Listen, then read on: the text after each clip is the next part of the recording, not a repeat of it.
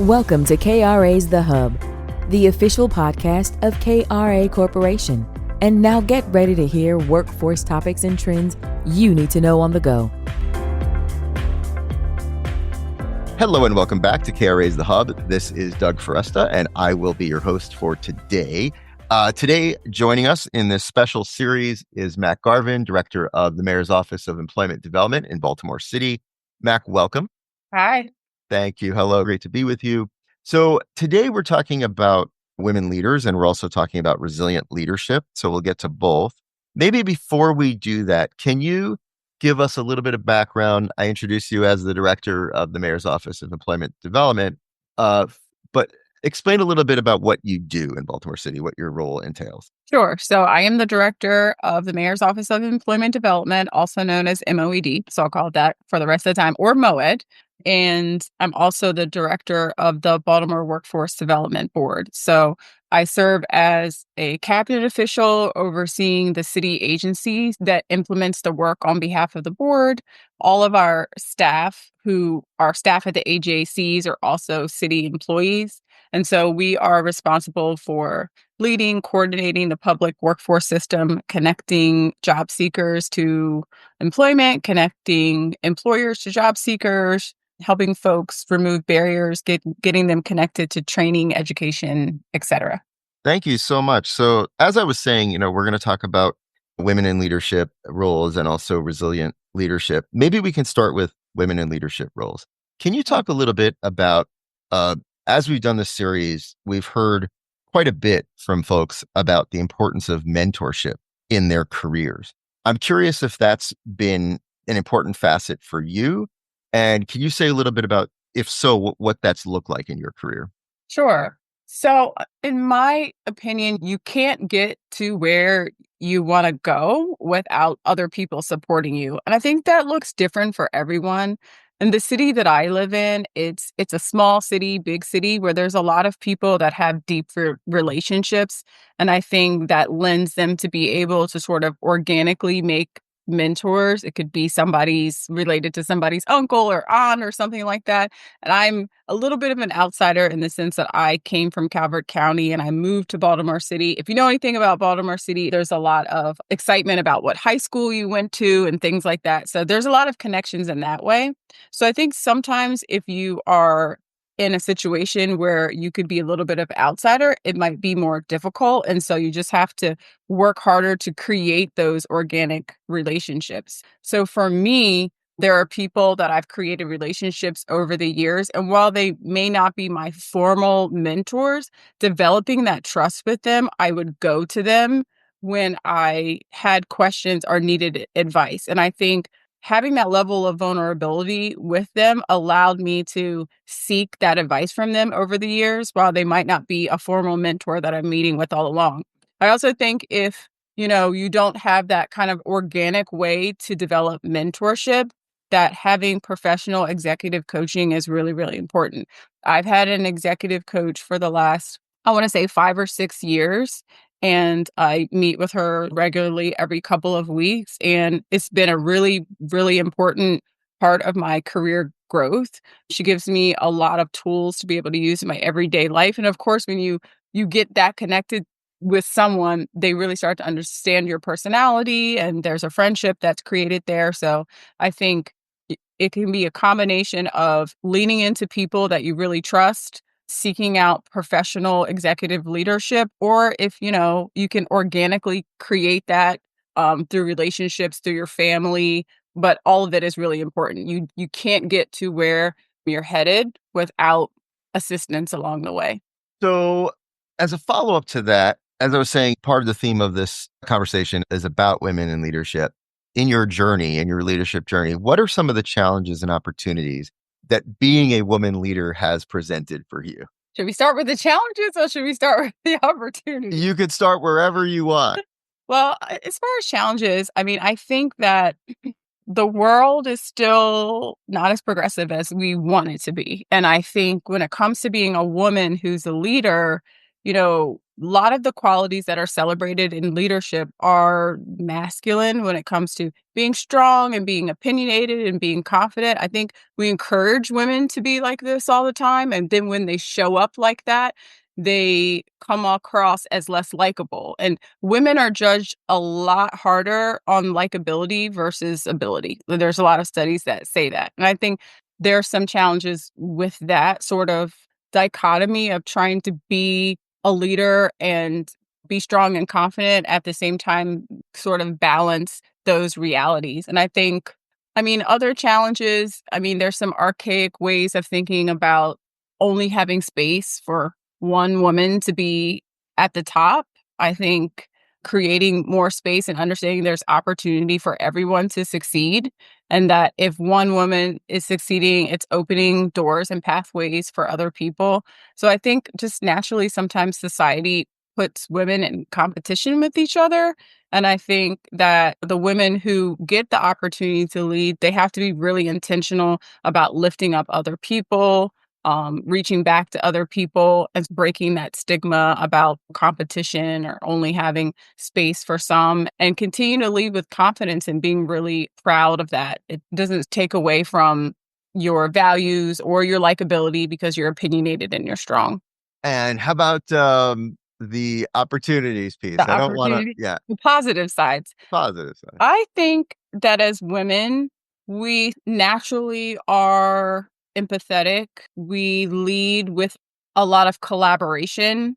I think we have the unique ability to be really resilient and bounce back, and to be able to handle a multitude of tasks and be able to navigate through a lot of tasks very easily. And so I think the combination of, again, that strength, that confidence, that resiliency, coupled with the empathy and the collaborative style of leadership, generally make women be really, really strong leaders. So that's a great segue into my next topic, which is about resilience. And I was going to define it exactly that way, about bouncing back. It's funny you said that, because that was exactly what I was going to say. I'm curious, for you in your own life, your own career, are there any examples that you could share with us about a time when you had to bounce back in your career? When I first started my career, I was an attorney. I was a practicing attorney, and it wasn't easy for me. Not the job itself I was doing extremely well, but it wasn't easy for me to fit in at a law firm. It was hard. I had a lot of challenges at firms because firms are still, again, they're not as advanced, they're not as progressive as other places. I was the only woman, I was the only person of color at my law firms. And when you start working at a firm, generally you have to have a partner take interest in you to be able to have more cases. And a lot of times that interest and connection comes from one of the guys, hanging out with one of the guys, playing golf and things like that. And that was really challenging for me. There are still a lot of racism and sexism in those environments. I remember there's a guy at my office. He was a junior partner. He was very helpful to me. He was around my age. I won't say his name, but he was really, really great. And I remember, going into the office and not wearing any makeup, not wearing any nails, literally dressing like the guy in like a white button up and khaki pants, and thinking if I just act like him and dress like him, I'll be more accepted here. And then I came to the realization that I was never going to be this guy. I was never going to look like this guy, and that I needed to lead with my values. Those were the things that were the best about this guy, but I had to authentically be myself. And from there, that's when I transitioned out of law into workforce development. But one thing that I learned from that is, in order for me to succeed, I have to remain the most authentic version of myself and lead with my values instead of trying to emulate someone else, especially a man, because I can never be a man. I can never be a Caucasian man, and I'm not going to try anymore. So, all right. So you touched on this idea of values and authenticity. Can you say a little bit about, as well, sort of the resilience also as work-life balance? Can you say a little bit about, have you had to navigate that? Do you have practices to stay rejuvenated in this field? Because I know it can be stressful at times. Oh, yeah. Yeah. Maybe it's the millennial boss in me, but I encourage my staff to work, and we work in work. Our work is all about work. So, we're paying attention to what studies and reports say about work. And it's important to have that balance. I expect that balance for people. I expect when it's time to take off, or I expect when they have something with their families that they prioritize that. Because one thing I know about work, it's really important. It's important for some elements of your life in terms of, what you're trying to achieve, what you're trying to accomplish, but it isn't your entire identity. You also have things outside of work that drive you, that fuel you, and experiencing those things help you to be more successful at work. And then when you're feeling good about work, you're more successful in other things that are happening outside of your life. So there has to be balance. For me, I like to go to the gym. I definitely like to travel. I like to just have fun. I'm a person that likes to have fun. I like to still turn up, and can definitely turn up when I'm not at work. And I expect my staff to do all of those things, to balance those things, because I think that makes them better employees when they feel like this is one part of their life, but I don't expect it to be their entire life. Thank you so much. So the other thing is the world of work is changing so rapidly, or at least technology is changing so rapidly. Are there any particular skills that you would say to women leaders in workforce, or I guess really women leaders at all, about what skills do you think will be important in the coming years? Yeah, I mean, obviously, technology skills are definitely changing. So there's a lot more opportunities to do work virtually. So just keeping up with that. There are still people that are like learning how to set up virtual meetings and share their screen and do things like that. Just brush up on those type of things, because that's how work works now. I also think, making sure that you're on LinkedIn. I mean, the way networking works now. Obviously, there's in-person networking, but a lot of people network and understand what you're doing at work, what you value, other people that can validate you, again, through using technology. So I would encourage folks to get on LinkedIn. I know sometimes LinkedIn can be hard because, especially for us working in public service, to say, I'm talking about myself and this is what I'm doing, because it's really not about us. It's about the work that we're doing. But at the same time, that's, especially after COVID, the way people are networking and getting other opportunities either within their work or for the future. A lot of that is done through LinkedIn and using technology. If you could give women that are just starting their careers in workforce development one piece of advice, could be two pieces, but one piece of advice, what would it be? One piece of advice? It could be more than one. Well, okay. Well, first of all, if you want to be successful and make a career in workforce development, you have to have a passion for it. I think that's for anything. If you want to have a long-term career, because this isn't necessarily an easy area of work, it's a very niche area of work. And there's a lot of positives about it being a niche area. I get really excited about the fact that if I go to certain conferences, I'll run into my counterparts who are working in other jurisdictions. And it is exciting that even in other parts of the country, we're operating from the same core law and we can learn about each other. And that way, I think that's really exciting, but it's not the easiest area of work. And so you have to really have a passion for helping other people achieve their dreams through getting greater economic opportunity. You have to have joy in that service to people in that way in order to have long-term sustainability in this type of work would be my first thing. Don't just take it because it looks like a job, that you just want to get. If you want to have a career in it. I mean, and the second thing too is this work can be really technical. And the great thing about it is there are like legends in this work. There's people that know people who are like, they've been in this work for this number of years and they know this. And I think those people are always super accessible and they've always been really friendly to me. Just figure out who those people are as you get into the work and connect with them and learn. I do find people in workforce development are really eager to teach others, especially the technical parts, or just they're really eager to help one another. And that also makes this work really special.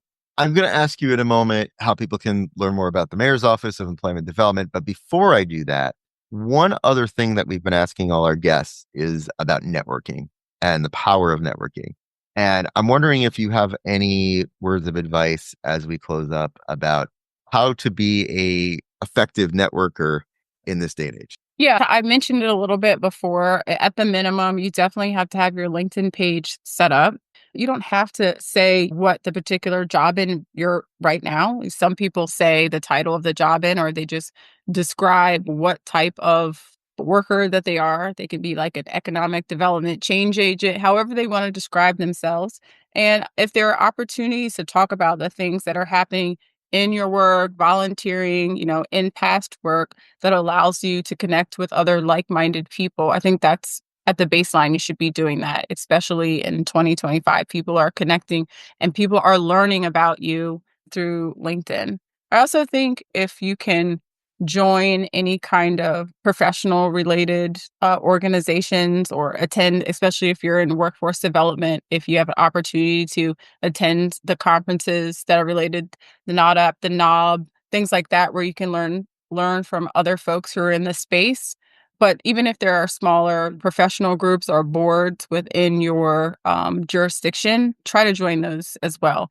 Join things that are organic to you.